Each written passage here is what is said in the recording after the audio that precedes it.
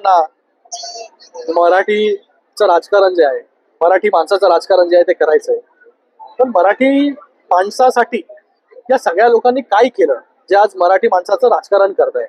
मराठी माणूस जेव्हा मुंबईच्या बाहेर फेकला गेला, आज मराठी माणूस आज ट्रान्झिट मध्ये राहतोय 15-15, 20-20 वर्ष. तेव्हा यांना मराठी माणूस नाही दिसला. तो मराठी माणूस आमच्या अंबरनाथ मध्ये येऊन राहतो इकडे. त्याला घर जे आहे ते अंबरनाथ मध्ये मिळतंय, डोंबिवलीमध्ये मिळतंय, कल्याणमध्ये मिळतंय. हक्काचं घर त्याला मिळायला पाहिजे मुंबईमध्ये. तुम्ही तर काही त्याच्यासाठी योजना केल्या नाही. पण महायुतीचं सरकार जेव्हा शिंदे साहेबांच्या नेतृत्वाखाली होतं तेव्हा क्लस्टर योजना शिंदे साहेबांनी आणली. आज जर आपण उदाहरण बघितलं बीडीडी चाळीचं, तर त्यांना घरं कोणी दिली? महायुतीच्या सरकारने दिली, कमी किमतींमध्ये. त्याचबरोबर आपण रमाबाई नगरचं एक मोठं उदाहरण आहे. तिथे तर 15-15, 20-20 वर्ष रखडलं होतं काम. तिथे बिल्डरला बाजूला करून सरकार आज घरं बांधून देते. त्याचबरोबर मागाठाण्याचा विषय आहे. तिकडे पण लोक घरं जी आहेत ही सरकार बांधून देते. तर हे तुम्ही करू शकले असते ना, नाही केलं तुम्ही.